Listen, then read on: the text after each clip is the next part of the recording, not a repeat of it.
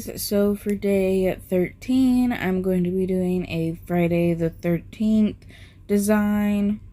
So as you can see, I've already applied my tips. I've also built up my pinky, middle, and thumbnail with my builder gel.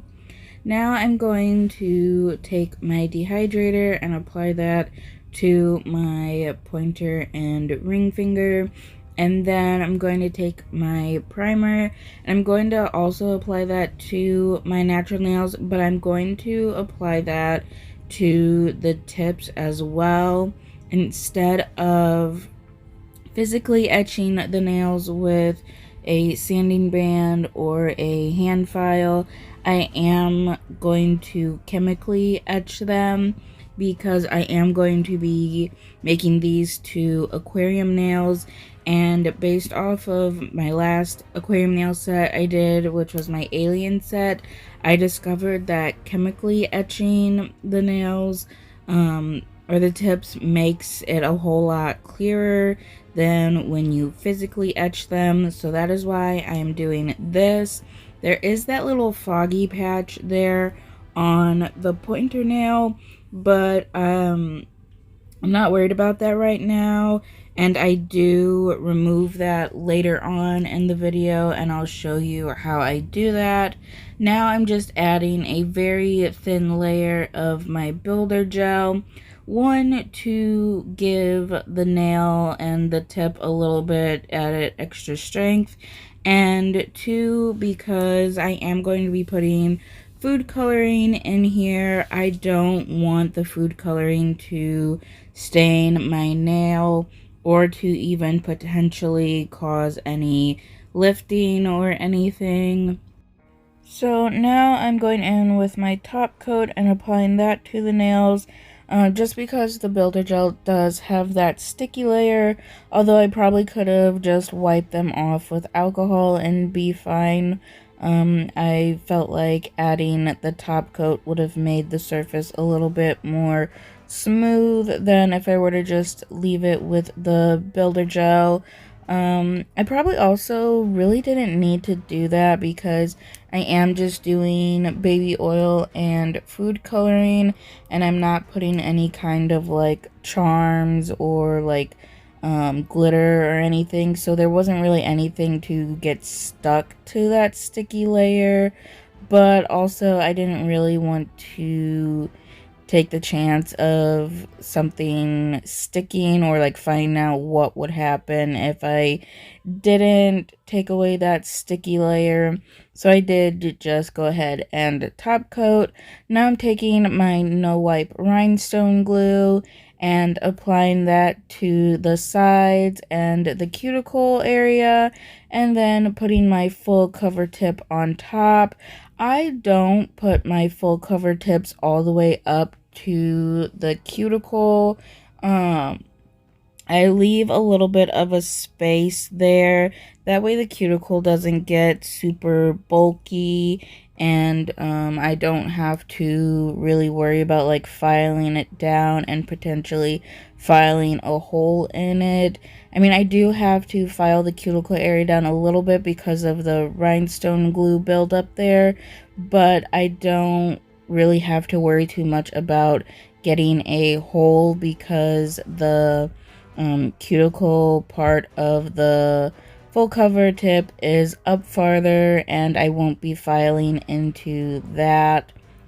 After I get those on, I do go around and add some more of the rhinestone glue on top just to make sure that everything is completely sealed and I don't have any holes where anything could leak out.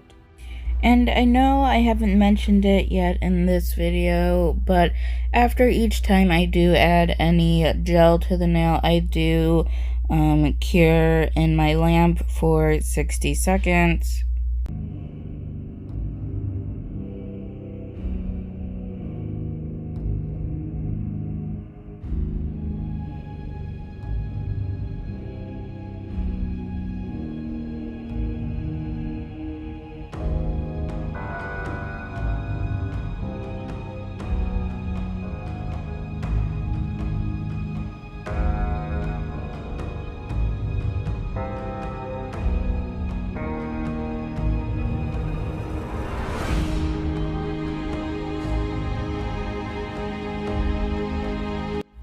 So once I get the sides all filled in and sealed up, I'm just going to take a syringe and I'm going to fill it with some baby oil first and put just a little bit of that in, and then I'm going to take the red food coloring, which is going to be like blood floating around in the nail, and I add in a few drops of the red food coloring, then I add some more baby oil and then some more food coloring. I've discovered that the air bubble is important to have if you're doing food coloring in the nails. It helps the food coloring to move. If you don't have that air bubble, it's not really going to move and it's just going to stay in place. Whereas if you put like sequins or glitter or charms or stuff in the aquarium nail, you don't really want that air bubble because those pieces will get stuck in the air bubble and won't move. But the air bubble definitely helps the food coloring to move, so you do want that, and you do kind of want a pretty large air bubble because a smaller air bubble isn't going to really cut through the food coloring very well.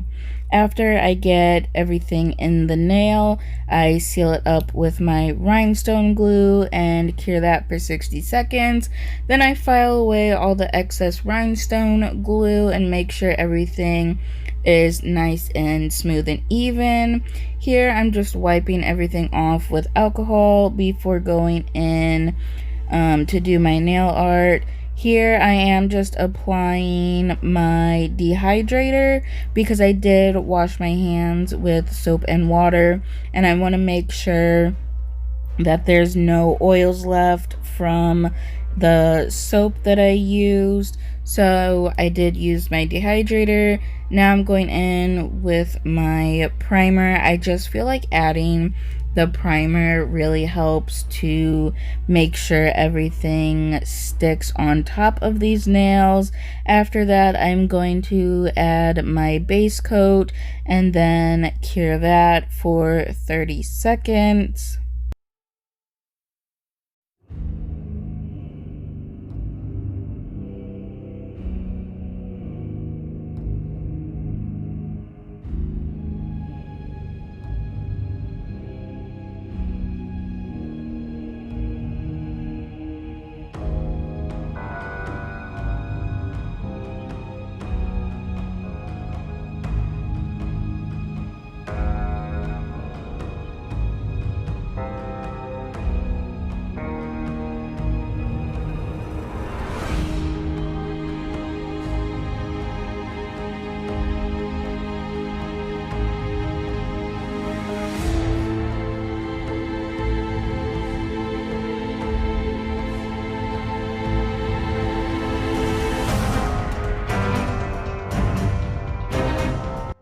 Now I'm going to be taking Perfect Black from Madam Glam, and I'm going to paint my pinky and middle nails with that. I do 2 layers of the black and I cure each layer for 60 seconds. When I apply the black, because you know black can be very difficult, and if you get it all over your skin or it floods the cuticle, it can be a pain to get out of there and to clean it up.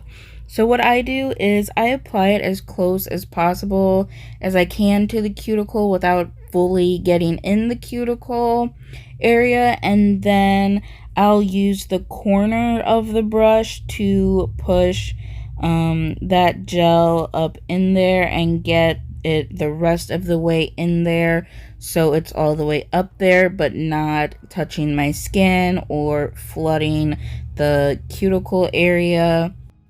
I've also seen other people use a liner brush to get in there and get real close up in there. So if you don't want to do the way that I did it, then you can also use a liner brush to help you get in there. Now I'm taking Mimosa from Madam Glam and painting the thumb. I do the same technique with this yellow here too. This is how I always paint my nails. I get as close as I can with the full brush, and then I go in later with just the corner of the brush. But like I said, you can also use a liner brush to help you really get in there. If you are having trouble getting up close to your like cuticle area without flooding or getting it all over your skin. And I do 2 coats of the yellow and cure each coat for 60 seconds. Now, for the aquarium nails, on my drawing, I did have like the machete and like the axe on there that I was going to do with like 3D sculpting clay, but then I felt like that would take away from the aquarium nail aspect because I was going to have it there in the middle, and I really wanted you to see the red floating around. So I was going to do some blood drips coming down from the cuticle, but I wasn't really liking how that looked, so I did just ultimately decide to leave them plain and not put anything on top of them. So here I am just applying my top coat, and then I cure that for 60 seconds.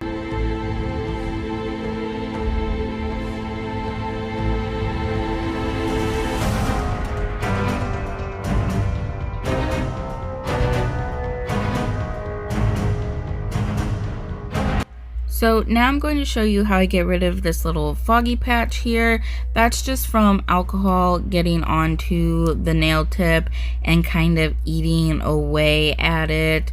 That happens with plastic tips sometimes, not all the time, but sometimes. I am applying my dehydrator, which as you can see does make it even more foggy and cloudy. I'm just applying that to make sure there's no oils or anything underneath.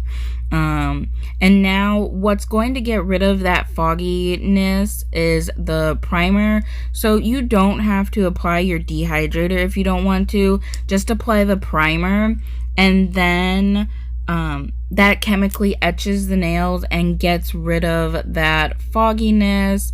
And then you go in with your top coat, apply that, cure for 60 seconds, and then you have a nice clear nail, and that foggy and cloudiness is gone. As you can see here, you can't see any of those little foggy bits that were on the nail, and it's just clear.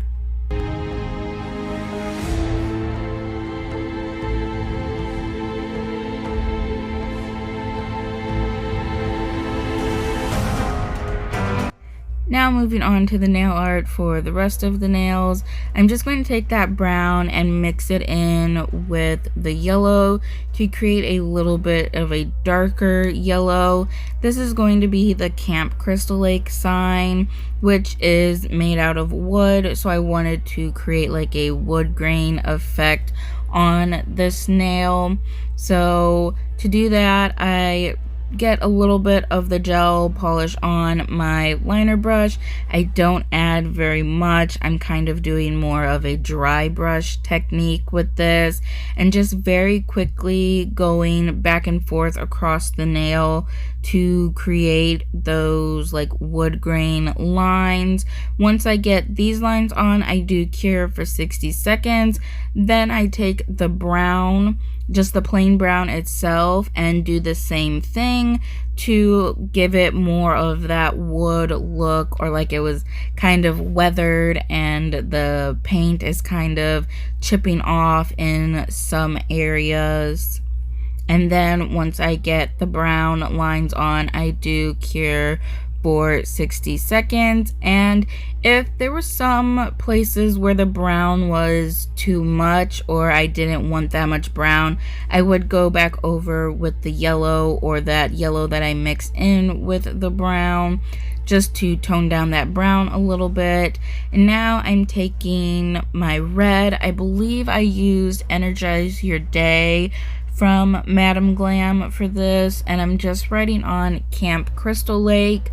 I was going to include Welcome To and that little like picture on the bottom that has like the lake and the mountains and whatever, but I ended up not having enough space for that, so I did just write on Camp Crystal Lake in the same font that it is on that sign.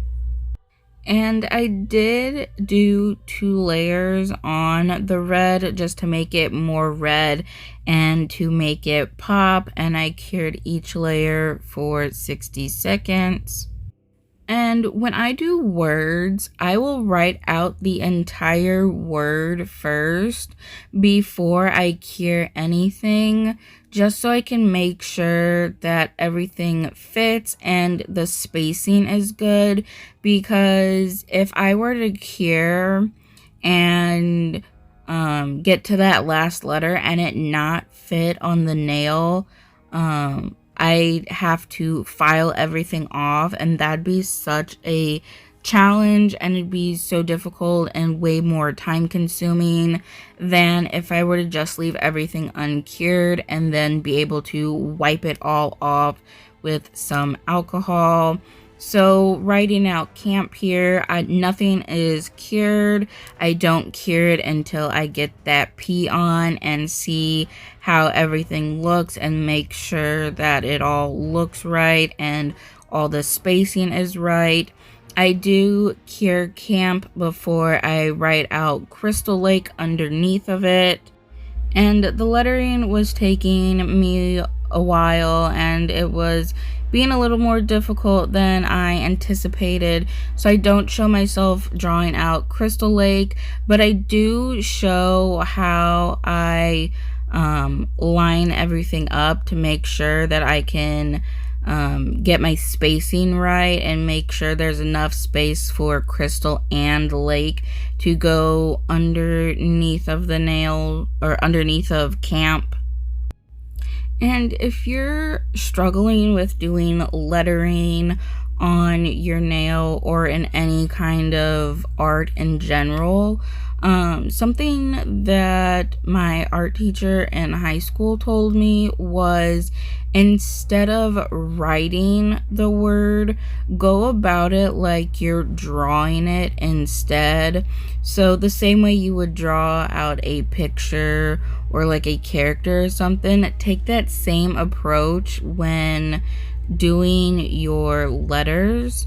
Instead of actually trying to write out the letters, draw them out instead.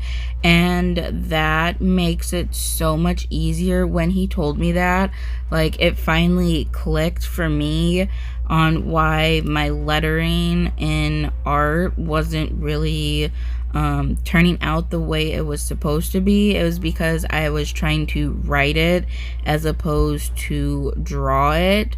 I hope that makes sense. I mean, it made sense to me when he said it, so I hope it makes sense, me trying to explain it. Like, he explained it way better than I can, and I can't fully remember everything he said because that was almost like 10 years ago, so I don't remember word for word exactly what he said, but I do remember he said to draw out the words and not write out the words.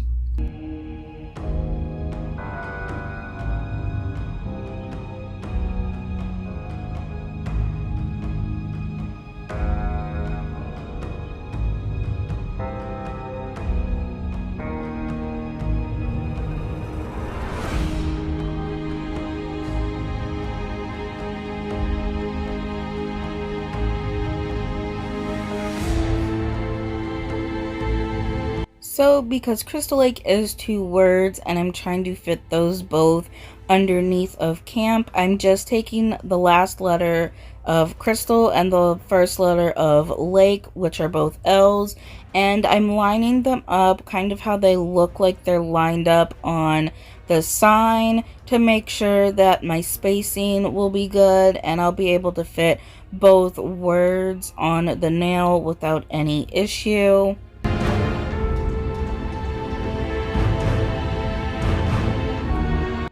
So now for my pinky nail, I'm going to be taking White Attic from Nail Reserve, And I'm going to be doing the Friday the 13th logo that is on the movie posters. I was originally going to draw it out differently and make it kind of look more like it was kind of scratched on, sort of, instead of doing it how it looks on the movie posters, but that wasn't working out very well for me, so I did end up deciding to just go ahead and do it how it looks on the movie posters. So as you can see here, I did start out at the beginning with Friday, and I'm trying to draw this out. It ended up being too big. I did try to do it a little bit smaller, but I think the whole like scratchy look was just a little bit too big for this nail and for everything that I was trying to write on here. So like I said, I did end up scrapping that and going with the original font and look of how it's written on the movie posters. I did try several times off camera to try and get it as small as I could, but the spacing just wasn't working out and it was just way too large. I could get Friday and the on there, but I didn't have enough space for 13th. Like I could get the 1 and the 3 on, but I couldn't get the T and the H on, which wouldn't have really made sense. So I did end up, like I said, going with the original font, and instead of starting with Friday, I started at the end with 13th to make sure that everything was going to fit. So here you can see I'm starting with the 1 on 13, and then I'm going to do the 3 and then the TH, and that sets me up to make sure that my spacing will be correct, and I can make sure that everything will fit onto the nail. Sometimes it makes it easier if you start at the end instead of starting at the beginning if you're doing words and lettering. Sometimes I'll even do the very first letter in whatever I'm writing and the very last letter, because then that can also help you figure out the spacing for all of the lettering in the middle, especially if you have to get it in a certain space, like if you're doing a smaller sized font or you're trying to write in a smaller area. It could be easier to write the first and last letters and then write in everything in between. But for this particular nail and what I was doing, it was easier if I just started with what's at the very end and work my way backwards. The ended up being too big, so I did wipe that off and make it smaller to be able to fit Friday on there as well. And like I said, I don't cure anything until I'm completely done writing it on, for this exact reason, because if I would have cured anything, I would have had to file stuff off and have to restart, and that just is a whole big long messy process. So I'd rather just wipe everything off with alcohol and just restart my lettering instead of having to go in and redo the base color that I have down. Once I did realize that Friday wasn't going to fit, I did wipe everything off. Well, I left the 13th, but I wiped off the and Friday, and I went ahead and fixed it off camera. Sometimes things are just easier to do off camera because I can hold my hand closer to my face and really see what I'm doing. So that is what I did. So you're not going to see me fix my spacing issue here, but you will see in the next clip after that it is fixed and it does all fit and look better.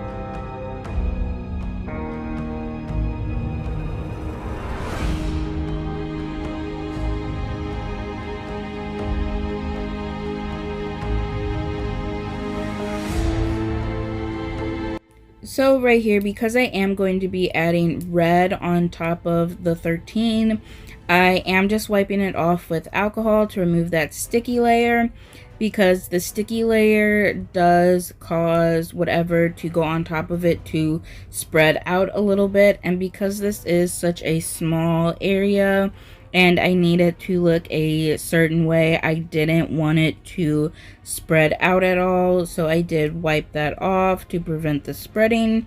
And I'm just going in and doing that red bit to kind of look like the blood dripping on the numbers. I do only one layer of the red, and I cure that for 60 seconds. I should also mention I did cure Friday the 13th for 60 seconds as well, since I didn't mention that earlier.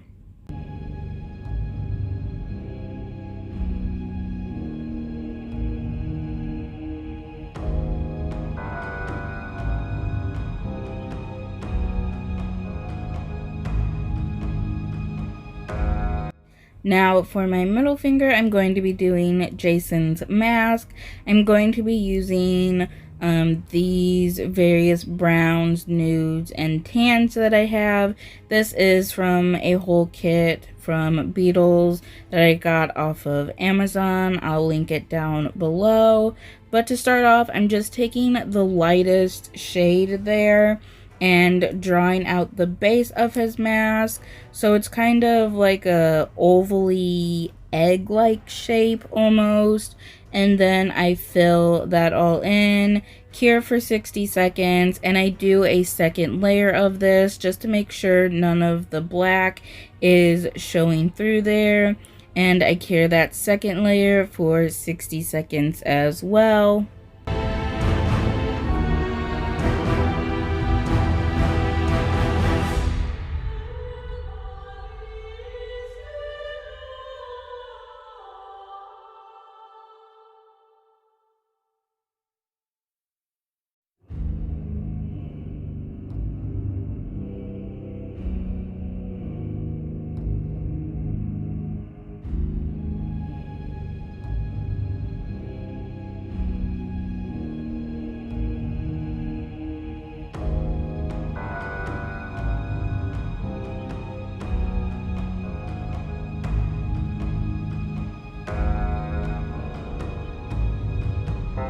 And after I got the base of the mask done, just like I did with the 13 on my pinky nail, I do just go ahead and wipe it off with some alcohol to remove that sticky layer, because I am going to be going on top with some more gel polish, and like I said, I don't want any of that to spread.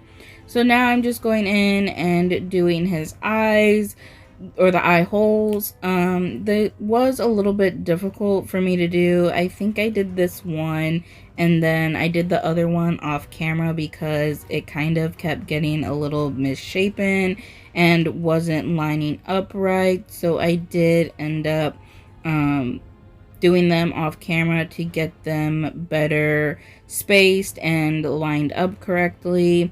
Now I'm just going in and adding that red like triangle on the top, and then I tried to do the red triangles that are underneath the eyes, but I couldn't quite get them right or get the spacing right on those. So then I did end up going in and doing all of the smaller black holes or dots on the mask.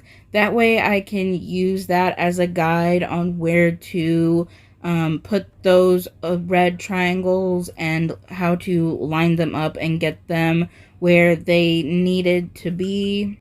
And unlike how when I'm doing lettering, and I don't cure anything until I'm completely finished, when I'm doing drawings like this, I do flash cure in between. Like if I get something how I want it to look or in the right space, I do flash cure that real quick before moving on to the next part of what I'm doing. So I did get the eyes on, flash cure those, get that big red triangle there up at the top on, flash cured that. And then once I got the dots on, I did flash cure those before going in with those smaller red triangles there down at the bottom, and then I flash cured those once I got those on. And then once I got all the details of the mask on, I did take those browns and nudes again and just kind of very quickly splotch them on and swirl them on with my 5mm liner brush, and just to give the mask some more like dimension and texture, kind of to make it look like it was dirty, like how his actual mask looks in the movie, since obviously he's going around offing people and it gets dirty and covered with blood and everything. So I kind of wanted it to have that same effect. It's also probably super weathered since he wears it all the time and he's out and about in the woods and everything. I think he's in the woods. I'm going to assume so since they're at a camp. I've never actually seen this movie, so I could just be making that up. But from what I've seen of like different pictures and the fact that it says Camp Crystal Lake, I'm going to assume that he's outdoors majority of the time. Anyhow, this part I did end up running out of storage on my phone, so you don't get to see the full process of me doing this, but I do just layer on and splotch on until it's how I like it, and then I do real quick clean up any of the black dots that the other gel polish got on, and then I go ahead and cure that for a full 60 seconds to make sure everything is completely cured. Now I'm going in and applying my shiny top coat to those 3 nails. I'm not applying them to the aquarium nails since I already top coated those.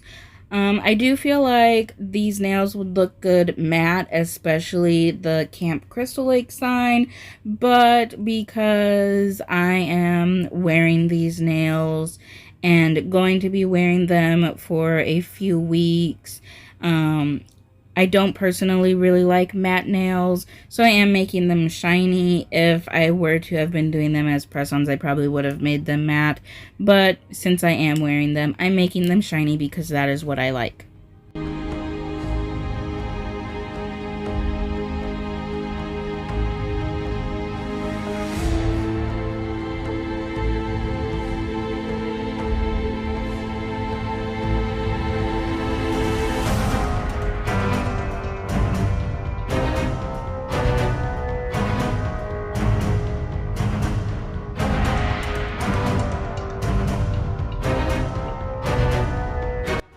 Now I'm just going in with my cuticle oil and applying that around to rehydrate my skin.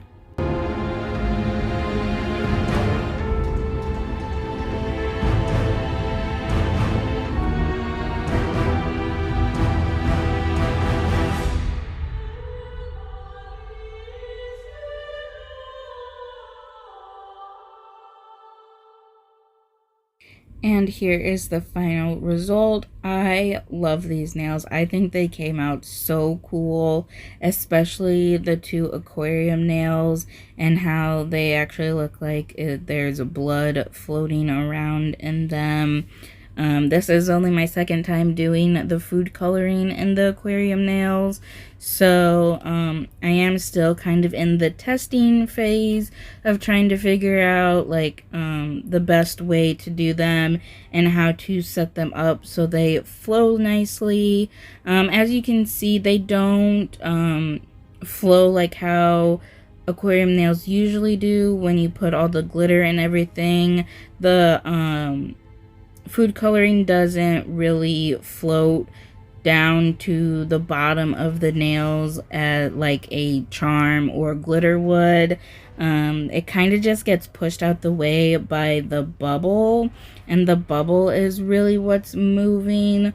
And also the food coloring kind of follows the same path every time. It like creates like this staining in a way that kind of creates like a almost like a river, you know, where it follows the same path because it's kind of carved out where it wants to go in the land. That's kind of like what the food coloring does. It's kind of carved out a path of where it wants to be and where it wants to go. So that's kind of the way it flows. I don't know if I could get it to where like a bubble of the food coloring goes up and down the nail like how a normal aquarium nail would. So I am going to mess around a little bit more with that and test it out and see if I can get that. If not, I still think this is a really cool effect, and they do look really good even with how they move like this. It's honestly kind of hard for me not to like an aquarium nail because they're just so cool and they're so fun, and there's so much you can do with them. I just absolutely love them, and I love doing them. And I do just want to mention that the red food coloring slash blood aquarium nail was not my idea. That came from someone that my mom works with. Everyone at her work knows I do my nails and I'm always doing something crazy with them. And one of them suggested or said that it would be cool if I could figure out how to make it look like there was a blood inside of the nail. And I was like, that's a really good idea. I'm going to figure out how to do it, and I'm going to do it. And I'm so glad she suggested it because it came out so cool. And this was the perfect set to do it for. So thank you to her for suggesting that.